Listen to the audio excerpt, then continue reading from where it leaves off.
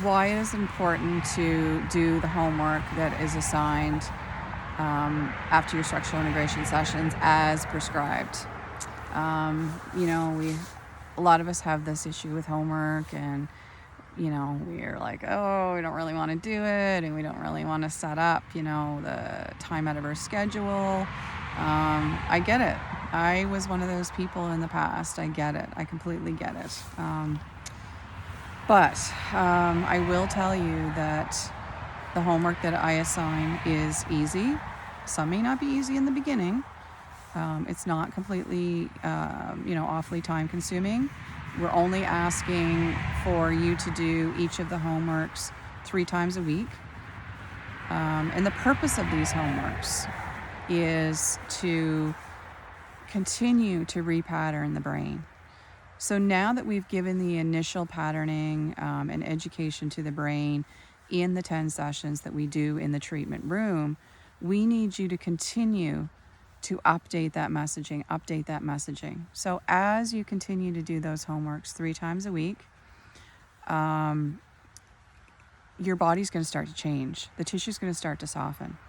Things are going to start to work more functionally. Not 100% functionally in the beginning. It's going to take time because the strain and the pull from these tissues has affected the way your body functions. There's no doubt about it. So as time goes on and you continue to do these homework 3 times a week, the functionality is going to improve. The tissue is going to soften. The tissue is going to understand how it needs to move, and it's going to be efficient. One of the most common things I hear that people talk about after they've gone through the process and during the Structural Integration 10 series is that their body feels lighter. They don't get as fatigued. Their sleep is better. They don't struggle as much with their workouts anymore.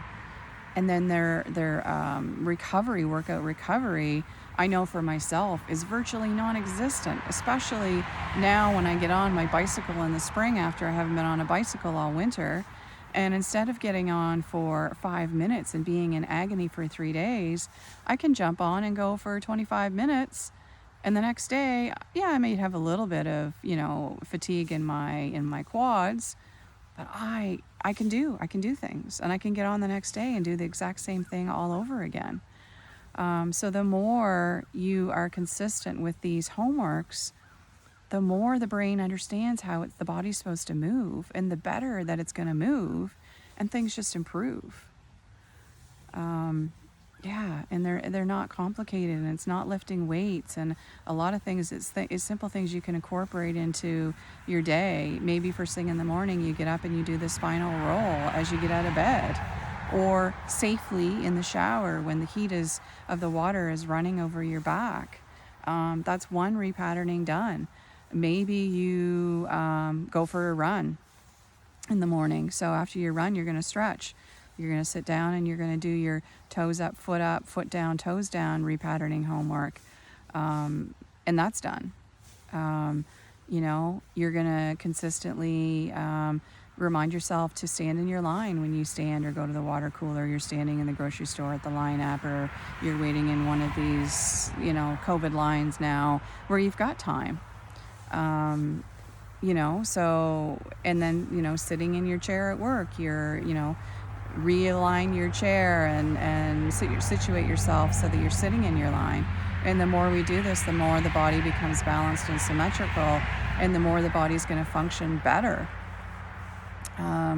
The other thing that's so important is drinking enough water. So especially after your session, what has happened is the tissues we've worked on, some of them are going to be really matted together and really stuck together.